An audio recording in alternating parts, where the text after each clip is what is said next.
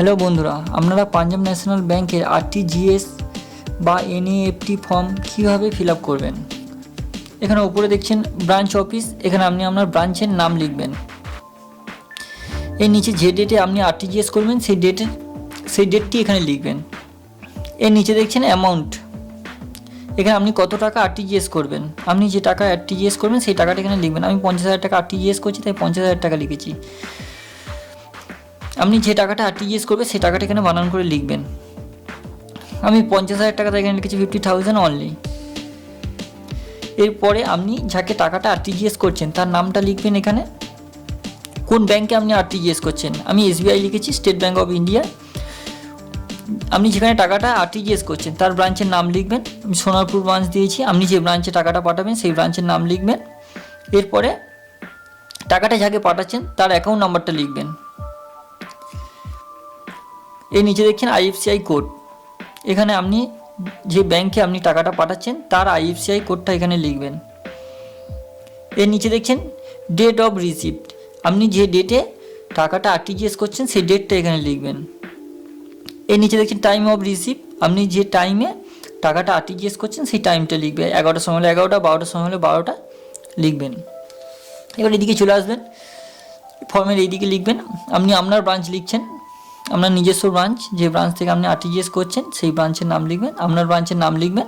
এখানে যেটা লিখেছিলেন, এইদিকে যেটা লিখেছিলেন সেই আপনি আপনার ব্রাঞ্চের নাম লিখবেন। এর নিচে যে ডেটে আরটিজিএস করছে আবার সেই ডেট লিখবেন। কত টাকা আরটিজিএস করছেন সেটা এখানে লিখবেন। এদিকে চলে আসবে, এখানে টাকাটা বানান করে লিখবেন। আমি 50,000 টাকা বানান করে লিখেছি 50,000 অনলি। আপনি যে টাকাটা আরটিজিএস করবেন সেটা এখানে বানান করে লিখবেন। এর নিচে দেখছেন আপনি টাকাটা যাকে পাঠাচ্ছেন তার অ্যাকাউন্ট নাম্বারটা এখানে লিখবেন। এদিকে যে নাম্বারটা লিখেছিলেন অ্যাকাউন্ট নাম্বার, সেই একই অ্যাকাউন্ট নাম্বার যেটা এখানে লিখবেন। এর নিচে তার নাম, যাকে পাঠাচ্ছেন তার নাম লিখবেন, আবার তার অ্যাকাউন্ট নাম্বারটা আবার লিখবেন। এবার এর পাশে দেখছেন beneficiary bank and branch name, আপনি যে ব্যাংকে টাকাটা পাঠাচ্ছেন সেই ব্যাংকের নাম এসবিআই লিখেছি, কারণ আমি টাকাটা স্টেট ব্যাঙ্ক অফ ইন্ডিয়াতে পাঠাচ্ছি। এবারে তার ব্রাঞ্চের নাম লিখবেন, আপনি যেই জায়গায় টাকাটা পাঠাচ্ছেন সেই জায়গার নাম সেই ব্রাঞ্চের নাম লিখছেন। এর পাশে দেখছেন আইএফসিআই নাম্বার, আপনি আপনার যে ব্রাঞ্চে টাকাটা পাঠাচ্ছেন তার থেকে জেনে নেবেন তার ব্যাংকের আইএফসিআই কোড নাম্বারটা, জেনে নিয়ে এখানে আইএফসিআই কোড নাম্বারটা লিখবেন। এর পাশে টাকাটা আবার লিখবেন, আপনি যে টাকাটা এনইএফটি করছেন সংখ্যায় লিখছেন। এর পাশে দেখছেন কমিশন, আপনি ব্রাঞ্চ থেকে জেনে নেবেন আপনি 50,000 টাকা যদি ফেলেন 50,000 বা 1,00,000 টাকা, তার উপরে কমিশন কত সেই টাকাটা এখানে লিখবেন। আমার 50,000 টাকার উপর 10 টাকা কমিশন, আমি 10 টাকা লিখে দিয়েছি।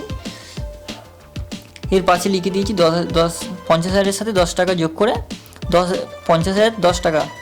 এবার এদিকে চলে আসবে, please debit date total amount, আপনার অ্যাকাউন্ট থেকে যে টাকাটা ডেবিট হবে সেই টাকাটা এখানে লিখবেন। 50,000 টাকা আমি লিখেছি, তাই এখানেও 50,000 টাকা লিখে দিয়েছি। এদিকে আপনি যে চেকটা দিচ্ছেন সেই চেকের নাম, আপনি সেই চেকের নাম্বারটা এখানে লিখবেন। আপনি যে চেকটা দিচ্ছেন এনইএফটির সাথে সেই চেকের নাম্বারটা এখানে লিখবেন। ওপরে লিখবেন আপনি আপনার অ্যাকাউন্ট নাম্বারটা লিখবেন, আপনার অ্যাকাউন্ট নাম্বারটা এখানে লিখবেন।